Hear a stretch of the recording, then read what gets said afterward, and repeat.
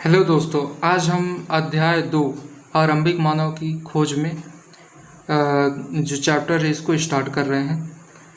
हमने पिछले वीडियो में पहला अध्याय कक्षा 6 के एनसीईआरटी को कवर किया हुआ है। अगर आपने नहीं देखा है तो आप जाकर उसको पहले देखिए। आज हम नेक्स्ट वीडियो में आरंभिक मानव की खोज में पढ़ेंगे। तो आरंभिक मानव आखिर वे इधर उधर क्यों घूमते थे, ये पहला क्वेश्चन है। आखिर वे इधर उधर क्यों घूमते थे? तो हम आपको बता दें कि ये आरंभिक मानव खाने के तलाश में एक जगह से दूसरे जगह ये क्या करते थे, यात्रा करते थे। तो ये इधर उधर क्यों घूमते थे? खाने की तलाश में। अब इसके कम से कम 4 कारण हो सकते हैं। कौन कौन से 4 कारण हैं? इन 4 कारण इसमें दिए हुए हैं, तो इन 4 कारण को हम देखेंगे। पहला कारण है, अगर वे एक जगह पर ज़्यादा दिनों तक रहते थे तो आसपास के पेड़ पौधे, फल और जानवर खाकर समाप्त कर देते थे, तो भोजन की तलाश में ये दूसरी जगह इनको जाना पड़ता था। फिर नेक्स्ट है, दूसरा कारण क्या है? जानवर अपने शिकार के लिए या फिर हिरण या अन्य मवेशी जो है चारा ढूंढने के लिए एक जगह से दूसरी जगह जाया करते थे। इसलिए इन जानवरों को शिकार करने के लिए जो लोग हैं इनको पीछे पीछे जाया करते थे। और फिर हम तीसरे कारण की बात करते हैं। तो तीसरा कारण क्या होता था कि पेड़ पौधे और फल फूल अलग अलग मौसम में आते हैं, इसलिए उनकी तलाश में उपयुक्त मौसम अनुकूल या अन्य इलाकों में मौसम के अनुसार अन्य इलाकों में घूमते रहे होंगे। फिर हम चौथे कारण की बात करते हैं। तो पानी, देखिए खाने के बाद पानी क्या होता है? ये पानी किसी प्राणी या पेड़ पौधे का जीवित रहना संभव नहीं होता है, तो इसलिए पानी इनके लिए क्या होता है? बहुत ज़्यादा ज़रूरी होता है।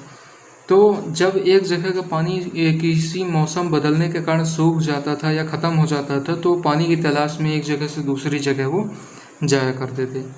तो हमने ये 4 कारण पढ़ा कि जो आरंभिक मानव थे वो क्यों इधर उधर जाया करते थे। फिर नेक्स्ट है, आरंभिक मानव के बारे में जानकारी कैसे मिलती है? तो आरंभिक मानव के बारे में हमको जानकारी कैसे मिलती है, ये क्वेश्चन है। तो इसके बारे में हम देखेंगे। पुरातत्वविदों को कुछ ऐसी वस्तुएं मिली हैं जिनका निर्माण और उपयोग आखेटक संग्रह किया करते थे कि लोगों ने अपने काम के लिए पत्थरों, लकड़ियों, हड्डियों और औजार बनाए हों। तो जो आरंभिक मानव को पता कैसे चलता है?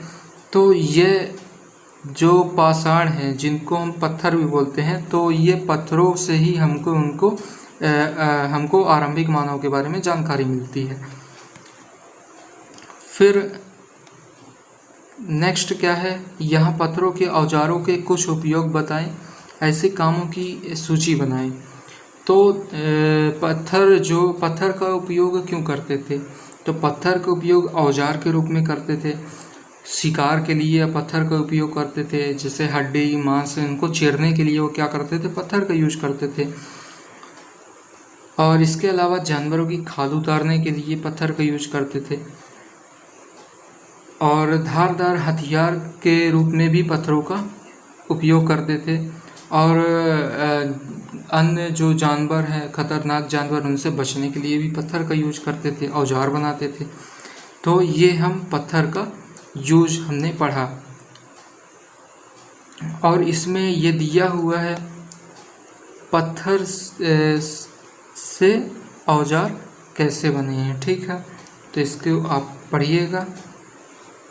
फिर नेक्स्ट है, रहने की जगह निर्धारित करना। तो ये मानचित्र है। मानचित्र हमको बता रहा है कि कैसे, मतलब कौन कौन सी महत्वपूर्ण पूरा स्थल है जहाँ आरंभिक मानव रहते थे और किस लिए ये फेमस है। तो इसमें संकेत में दिया हुआ है, एक त्रिभुज है लाल कलर का, फिर वर्ग है, फिर एक वृत्त है, फिर इसमें एक पैरेललोग्राम है और स्टार है। तो स्टार हमको आधुनिक नगर के बारे में बताता है, और जो पैरेललोग्राम है ट्रेपेजियम, तो ये आरंभिक गांव के बारे में हमको बताता है। और सर्कल हमको क्या बताता है, महापाषाणिक पूर्वस्थल के बारे में बताता है। और वर्ग हमें नवपाषाणिक पूर्वस्थल के बारे में, और जो ट्राइंगल है रेड कलर का पूरा पाषाणिक स्थल के बारे में बताता है। तो ये जो इनाम गांव है ये क्या था, एक आरंभिक गांव था। इनाम गांव क्या था, एक आरंभिक गांव। और इसके अलावा हमको यहाँ जो पूरा पाषाणिक स्थल में कुरनूल की गुफाएं, हुंसगी, भीमबेटका, तो ये क्या है, पूरा पाषाणिक इस पूरा स्थल है। और इसके अलावा क्या है, आधुनिक नगर है। तो कोलकाता और मुंबई क्या है, आधुनिक नगर के रूप में जाने जाते थे। और नवपाषाणिक काल बुर्ज होम, मेहरगढ़, चिरांद, कोल्डी हवा, महागढ़ा, दाउजली हेडिंग, तो ये सारी चीज़ें इसमें मैप में दिया हुआ है। फिर आगे हम बढ़ते हैं। चूँकि पत्थर के उपकरण बहुत महत्वपूर्ण थे, लोग ऐसी जगह ढूंढते थे जहाँ अच्छे पत्थर मिल जाए, और जहाँ उनको अच्छे पत्थर मिल जाते थे तो वो क्या करते थे, वहाँ एक उद्योग स्थल बना लेते थे। जहाँ लोग औजार बनाते थे उसी को क्या बोलते हैं, उद्योग स्थल बोलते थे।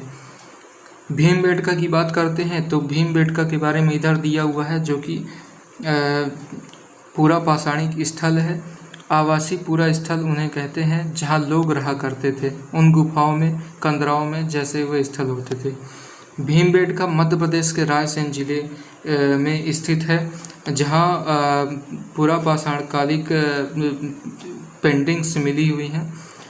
तो फिर नेक्स्ट हम पढ़ते हैं पूरा स्थल। पूरा स्थल क्या होता है? पूरा स्थल क्या होता है? पूरा स्थल उस स्थान को कहते हैं जहां औजार, बर्तन और इमारतें जैसी वस्तुओं के अवशेष मिले हैं। ऐसी वस्तुओं का निर्माण लोगों ने अपने काम के लिए किया था, बाद में वे वहीं छोड़ गए। ये ज़मीन के ऊपर, अंदर, कभी कभी समुद्र और नदी के तल में भी पाए जाते थे। इन पूरा स्थलों के बारे में आपको अगले अध्याय में भी बताया जाएगा। तो इसमें पूरा स्थल के बारे में दिया हुआ है। और फिर नेक्स्ट दिया है पाषाण औजारों का निर्माण। तो पाषाण औजारों का निर्माण के दो तरीके होते थे। इसमें दिया हुआ है पाषाण औजार का निर्माण के दो तरीके। तो पहला तरीका क्या होता था, पत्थर से पत्थर को टकराना, यानी कि एक पत्थर से जब दूसरा पत्थर टकराएगा तो क्या होगा, एक पत्थर अपना जो आकार है वो उसको क्या करेगा, कम करेगा, तो उससे औजार बनेगा। और दूसरा तरीका क्या है, दबाव सल्क तकनीकी। इसमें क्रोड को एक स्थिर सतह पर टिकाया जाता था और इस क्रोड को पर हड्डी या पत्थर रखकर उस हथौड़ी नुमा पत्थर से सल्क निकाले जाते थे। तो ये है पाषाण औजारों का निर्माण। फिर आगे की खोज। मानचित्र में कुरनूल की गुफा ढूंढो। इसमें लिखा हुआ है मानचित्र में कुरनूल की गुफा ढूंढो, क्योंकि यहाँ क्या मिले हैं, राख के अवशेष। यानी कि कुरनूल की गुफा से हमको क्या मिले हैं, राख के अवशेष मिले हैं। तो इसका मतलब क्या है कि आरंभिक लोग आग जलाना सीख गए थे। आग का इस्तेमाल किस लिए किया जाता है, किस लिए किया करते रहे होंगे, मांस पकाने के लिए और प्रकाश के लिए और ख़तरनाक जानवरों से दूर भगाने के लिए। फिर हम पढ़ते हैं बदलती जलवायु। अब बदलती जलवायु के कारण बड़े बदलाव आए, गर्मी बढ़ने लगी, जिसके कारण क्या हुए, कई क्षेत्रों में घास वाले मैदान बनने लगे। इससे हिरण, बारहसिंगा, भेड़, बकरी, गाय जैसे जानवर संख्या बढ़ी और उसे घास खाकर जिंदा रह सकते थे। और जो लोग इन जानवरों का शिकार करते थे वे पीछे आए और इनके खाने पीने की आदतों में, प्रजनन के समय की जानकारी हासिल करने लगे। तो बदलती जलवायु के कारण बहुत सारे बदलाव भी हुए। अब हम नाम और तिथियों के बारे में जानते हैं। हम पिछले वीडियो में नाम और तिथियों में हमने BC, AD और BCE है ना, तो इनके बारे में हमने जाना था। अब हम जानेंगे नाम और तिथियाँ, इतिहास के बारे में कि इतिहास को हम कैसे 3 भागों में बांटते हैं, जैसे प्रागैतिहासिक काल, आद्य ऐतिहासिक काल, फिर ऐतिहासिक काल, ठीक है ना। तो प्रागैतिहासिक काल उस काल को बोलते हैं जिसके बारे में हमको कोई भी लिखित जानकारी नहीं मिलती है। तो चलिए हम नाम और तिथियों में देखते हैं। आरंभिक काल के वे पूरा पाषाण काल कहते हैं, ठीक है। पूरा पाषाण, पूरा यानी कि प्राचीन और पाषाण यानी कि पत्थर। तो पूरा पाषाण काल यानी कि पत्थर के मतलब से जो इतिहास का पता चला है। और यह नाम पूरा स्थलों से प्राप्त पत्थर के औजारों में महत्व बताता है, ठीक है। तो पूरा पाषाण काल का एज क्या होगा, 12,000 साल पहले दौरान माना जाता है, यानी 20 लाख साल पहले से 12,000 साल पहले तक पूरा पाषाण काल रहा होगा। तो फिर क्या है, आरंभिक, मध्य और उत्तर पूरा पाषाण युग। अब इस काल को, जो पूरा पाषाण काल है, इस काल को हम 3 भागों में विभाजित करते हैं। 3 भागों में क्या करते हैं, विभाजित करते हैं, ठीक है। तो उत्तर पाषाण काल, पूरा पाषाण काल, और मेसोलिथिक यानी कि मध्य पाषाण काल, और फिर हम क्या पढ़ते हैं, लघु पाषाण काल। तो ये 3 काल हैं, 3 कालों के बारे में हम पढ़ते हैं। ये लघु पाषाण काल है, मध्य पाषाण काल और उत्तर पूरा पाषाण काल, ठीक। फिर हम नेक्स्ट पढ़ते हैं, आपको बता दें कि जो आग है, आग की खोज पूरा पाषाण काल में जरूर हुई थी, लेकिन इसके उपयोग से परिचित नहीं थे। तो नव पाषाण काल में इसके उपयोग से परिचित हुए थे। फिर नेक्स्ट है शैल चित्रकला, और हमें इनके बारे में क्या पता चलता है। शैल चित्रकला हमने मध्य प्रदेश के और दक्षिण उत्तर प्रदेश की गुफाओं में चित्र मिले हैं। मध्य प्रदेश के कहाँ से, भीमबेटका से, जो कि कहाँ है, भोपाल से 30 किलोमीटर दूर और रायसेन जिले में स्थित है भीमबेटका।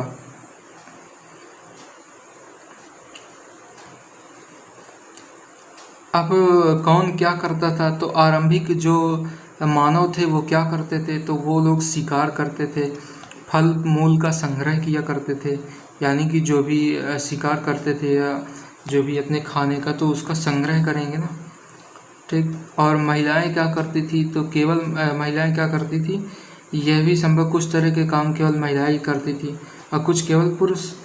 तो इसमें कोई ऐसी जानकारी नहीं मिली है जिसमें सिर्फ महिलाएं और, तो महिला और पुरुष दोनों ही शिकार करते थे, ठीक। फिर क्या है, भारत में शुतुरमुर्ग के बारे में जानकारी दी हुई है इसमें, कि भारत में पूरा पाषाण युग के दौरान शुतुरमुर्ग होते थे। महाराष्ट्र के पटने पुरा स्थल में शुतुरमुर्ग के अंडों के अवशेष मिले हैं। तो ये भी हमारे एग्ज़ाम पॉइंट ऑफ व्यू से बहुत इम्पोर्टेंट है। तो ये सारी चीज़ हमको ध्यान रखना है। फिर हुंसगी का सूक्ष्म निरीक्षण, हुंसगी भी क्या है, एक पूरा पाषाण युग के पूरा स्थल है, ठीक है। हमने मैप में देखा है कि यह एक क्या है, पूरा स्थल है, हुंसगी कर्नाटक में है।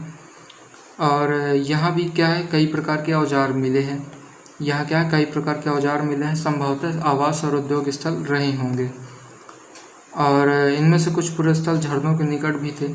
अधिकांश औजार चूना पत्थर से बने थे।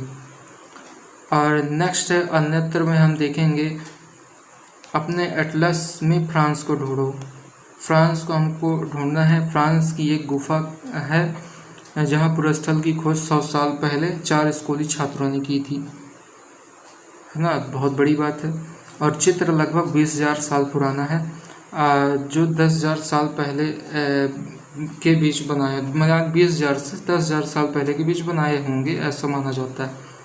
जिसमें घोड़े, गाय, भैंस, गैंडा, रेंडियर, बारहसिंगा, सुअरों गहरे चमकीले चित्रों से चित्रित किया गया है। तो हम जब मध्य प्रदेश के भीमबेटका के चित्रों को हमने देखा और हुंसगी के भी चित्रों को हमने देखा, तो वहीं हम दूसरी ओर फ्रांस यानी कि यूरोप के भी गुफा में भी ऐसी कुछ मिला होगा, गुफा में जहाँ चित्र वगैरह मिले हैं, तो उन दोनों को हम अंतर को भी स्पष्ट कर सकते हैं। तो ये था 6th क्लास का चैप्टर नंबर 2 जो कि आज हमने कवर कर दिया है। मिलते हैं नेक्स्ट वीडियो में 3rd चैप्टर के साथ। दोस्तों ज़्यादा से ज़्यादा लोगों को शेयर करिए और हमारे चैनल को सब्सक्राइब कर लीजिए। धन्यवाद।